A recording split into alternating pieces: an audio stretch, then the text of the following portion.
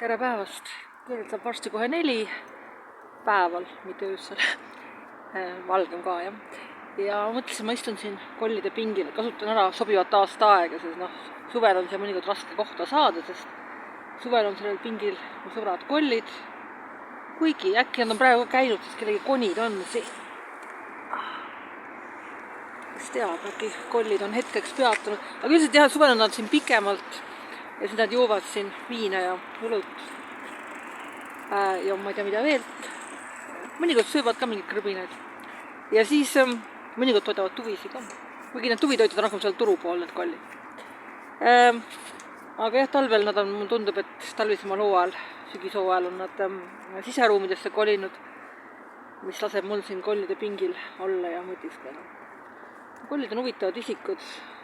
Nad suvel nagu, kui nad hästi palju siin joovad ja neid tervest Emajõe äärde valendab viinapudelitest sõna otseses mõttes. Ma tegin oma seda Tartu parkide kokteilivaramust, seda nimekirja ja ikka ja üks viinapudel jälitab teist, nagu öeldakse.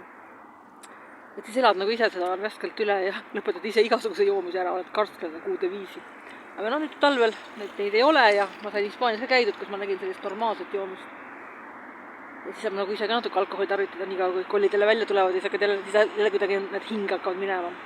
Aga muidugi parem, kui nad hinge ei lähe, sest tulin just poest. Pidin täna käima viimast päeva mu lemmiktoit alla indlusega. See on mu lemmiktoit. Rimistist peaks pidama ei saa. Peab minema koopi samast odava. Aga jah, see on mu absoluutne lemmiktoit. See on väga hea, tõmbad nagu selle koti katki ja siis ootad natuke, kui ära sulavad. Või isegi ei oota ja sööd nad niimoodi jäätunult. On ka väga hea. Või pool jäätunult. See on nagu jäätis. Vaat. Aga millest ma siin rääkida? Võtsin rääkida nagu faktidest ja arvamustest. Et jah, et nüüd hiljuti enne kui Donald Trump uuesti võimule tuli, sa ütlesid, et on mingi täiesti tavalisi fakte, mis olid juba kooli ajal faktid. See minu lemmikteema, mis praegu on, et on 2 sugu, eks. Nüüd see oli see eriti jõhker vihakõneleja või vaenukõneleja või võid saada, kuskil sotsiaalmeedias ütlesid, võid saada karistada selle. Siis praegu on nagu asi natukene leebemaks läinud, et on hakanud ütlema, et see on sinu arvamus. Et see on sinu arvamus. Ja küsimus see, mis vahe on arvamusel ja faktil, jah. Ja kui ma supermarketis käisin, siis mul nagu paralleel supermarketiga. Ma ostsin õunu ka, anlaindus kleepsuga. Kuskil siin kotis on. Jah, seal on sellised trimisegused kotikesed, kus pannakse 50% allaindus kleepsuga peale. Ja 2 õunu ostsin ka, või 3, ma ei tea, palju seal sees on. Aga päris odavad olid. Ja siis ma lähengi nagu poodi õunu ostma. Ja siis on üks selline koht, kus on kiri õunad ja need ongi samad õunad, mida ma ostan. Ja siis on järgmine kohakene või riiul või kastike, kus on ka kiri õunad ja kus on näiteks kivid. Ja siis on järgmine koht, kus on kirjad õunad ja siis on need õunad, mida luivalgukesse võõrasema, see õun, jah, sama liiki, eks, mürgitatud ühesõnaga, jah. Ja siis on selline koht, kus on tõesti tühi kast või tühi riiul ja seal on ka kiri õunad. Ja siis on veel see koht ka, kus see mingi madu müütab ka mingit õuna. Ja igas kastist mina lähen, võtan sellest kastist, mis ma ikka võtan tavalised õunad. Ja siis nende argument ongi see, et ma ei ole midagi kaotanud, et minul on siiamaani olemas. Aga samal ajal, kui ma nüüd oma tavalisi õunu ostan, ma pean nägema, kuidas keegi ostab kive. Ja ma pean muretsema, et äkki ta, kui ta hammustab, näiteks ta teeb endale ju haiget ja tõsiselt haiget, eks ju. Keegi ostab tühjust, nagu ma vaatan, kuidas vaene inimene nagu kahmab tühjusesse ja maksab selle eest, ta arvab, et tal on käes mingi õun, eks ju, aga tegelikult tal ei ole mitte midagi käes. Ja muidugi siis ma näen inimest, kes ostab mürgitatud õuna ja ma tean, ta sureb, kui ta selle ära sureb. Ja prints ei tule ta suudlema, sest see on paramba lahistamine. Ja muidugi selle maaõunast ma ei hakka rääkima, see on juba sügavam teoloogiline probleem.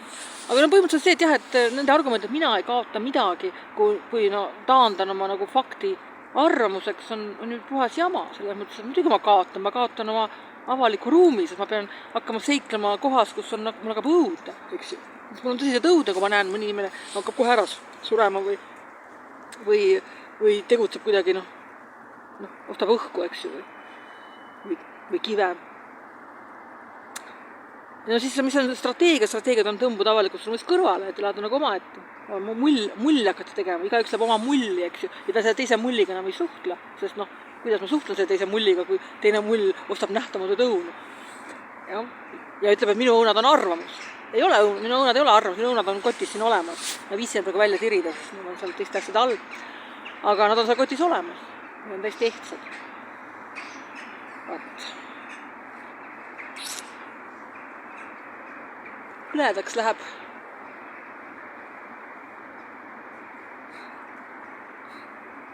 Aga mingid lahendid on selle mullil ka, et kui ma pidin Tallinnas käima ja Tallinna koht, mis mulle tekitas paanikahood, et ma sain päris ehtsa, ma arvan, et see oli päris ehtne paanikahood, mille ma kannatasin, sest vahepeal ma ei saanud hingata, hakkasin pikali kukkuma.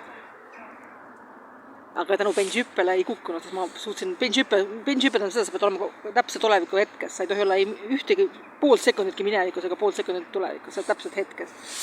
Ja kui sa selle strateegia võtad ka muudes olukordades, siis sa ei kuku pikalt. Ja siis, aga mis ma siis Tallinnast õppisin? Õppisin seda, et inimesel on aeg-ajalt domineeriv positsioon ja aeg-ajalt on selline alluv positsioon. Inimene tihti kipub otsima ise seda alluvat positsiooni, see on hea, kui keegi sellest hoolitseb, eks. Aga kui sul on domineeriv positsioon, hea domineeriv positsioon on see, kui sa oled klient, eks. Sa oled klient, eks siis küsimus, et kui sa oled klient, et miks sa peaksid minema kohta, kus sinuga käidutakse halvasti?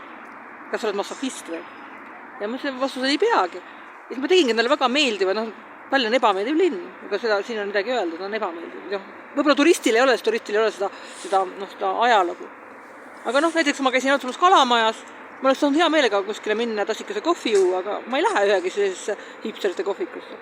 Kui väga vaja on, eks, mul ei ole sellist absoluutselt boikoti kuskil, mul isegi, kui see Coca-Cola hakkas oma nende Artyom Vitalis ja sinna pudelite peale panema, pärast seda oleks Coca-Cola boikoti, selge ju. Aga see boikot ei ole mul absoluutselt, võib-olla kunagi elus ma tahan veel Coca-Colat juua, kui ma pole seda kuude viisi joonud, aga võib-olla kunagi tahan ja siis ma ka teda joon, aga põhimõtteliselt sa lähed mustrite kaupa, sa lähed teed oma teatavad valikud ja näiteks Tallinna puhul, eks ju, ma ei lähe sinna Kalamaja, sinna pigem ei lähe, eks ju, väga vaja võib-olla lähen, aga pigem ei lähe, eks ju. Või olin seal, jalutasin seal Viru keskuses, kus on see Toidu tänav, eks ju.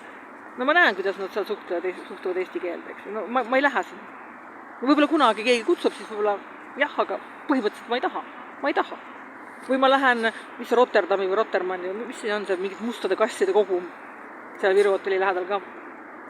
Jalutan seal, mul hakkab halb. Miks ma sisenema mingisse musta kasti hakkama seal leinet võtma? Miks? Ei ole põhjust. Ja siis ma tegin talle meeldivaks, mõtlesin, aga mis on Tallinnas meeldiv? Meeldivad asju seal on ikka, igas ebameeldivad asjad on ebameeldivad asju. Elus ei ole must-valge kõik, eks. Ja siis ma mõtlesin, ma lähen energiakohvikusse, mis oli täpselt samasugune, mööbel oli täpselt samasugune nagu minu lapsepõlves 80-ndatel. Toidud oli midagi muutunud, menüü oli nad välja vahetanud. Minu lapsepõlves oli mango smuutit ei antud, aga võib-olla see on areng ikkagi, mango smuuti väga hea. Ja elasin Viru hotellis, kus kui ma lapsepõlves ei tohtinud sisse minna. Et see oli ka väga ilus kogemus, ma ootasin keskpärast kogemust, aga oli suurepärane kogemus. Kui ma sõitsin luksbussis, ma olin oma number 2 lemmikkohal ja mul on seal 2 lemmikkohta sellel kahe korrusel, et kui ma esimesse ritta selle ühesse kohta ei saa ülesse, siis on mu lemmikkoht 50, see mis jääb, see on üks vahekäigu koht alumisel korrusel, sest see ei ole mitte kõige viimane rida, vaid eelmine rida. Et seda ei ole päris kohvimasina WC juures, aga ta natukene eemal, aga liiga lähedal, et iga hetk saab astuda kohvi võtta ja see on väga mugav koht. Ja vahekäigu kohta ma pean käest küsima, et kas ma tohin korraks püsti tõusta. Nii et ma olin sellel kohal, kui ma läksin ja tagasi tulles olin esimeses reas üleval esimesel kohal, mis on mu absoluutne lemmikkoht. Nii et kellelegi meeldivad. Ma tegin nende kõik meeldivad asjad selles ebameeldivas olukorras. Ja siis olid sa domineerivas olukorras ja siis tuli kõik mulle ütlema, et see on minu arvamus või midagi sellist ei. Võib-olla jah, need on minu arvamus, mis on meeldivad, jah, et see on minu arvamused küll, jah. Need võib-olla ei ole faktid, need on minu eelistused, mitte arvamused, need on eelistused. Aga need minu eelistused tõukuvad reaalsusest, mis on reaalne, eks ju. Ja jällegi on 2 poodi, eks ühes poes on silt õunad ja müüakse õunu, teises poes on silt õunad, müüakse õunu, aga siis on veel üks silt õunad, kus müüakse tühjust ja veel üks silt õunad, kus müüakse kive ja veel üks silt õunad, kus müüakse mürgitatud õunu ja veel üks silt õunad, kus lumivalguse võõrasema üritab mingit õuna mulle vähe väärida. See on ju selge kumba. Ma võin mõnes poes osa samad õunad, eks ju, aga ühes poes ma ei saa traumat ja teises poes ma saan traumas, ma näen, et mingi osa kodanikke, kes ostavad asju, mis on otseselt ohtlikud. ja noh, see tekitab ju ängi ja paha tunne. Nii, et võib-olla jah, et inimesed peaksid siis eralduma siis, et reaalsed inimesed eralduvad reaalsusesse ja luuludes elavad inimesed eralduvad luuludesse. Aga olgu ma rohkem võib-olla ei mõtista, siis aitab ka.